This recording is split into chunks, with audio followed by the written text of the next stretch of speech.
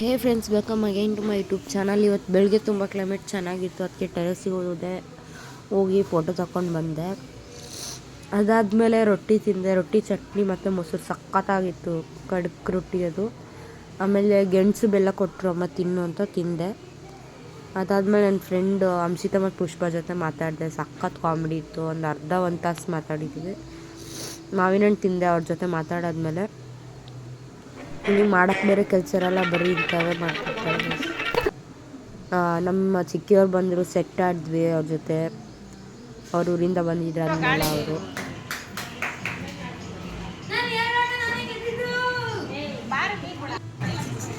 ಇವಳು ಅಳ್ಬೇಕಾದ್ರೂ ಮಿರರ್ ನೋಡ್ತಾಳೆ, ನಗ್ಬೇಕಾದ್ರೂ ಮಿರರ್ ನೋಡ್ತಾಳೆ. ಒಟ್ಟು ಮಿರರ್ ಹತ್ರನೇ ಇರ್ತಾಳೆ.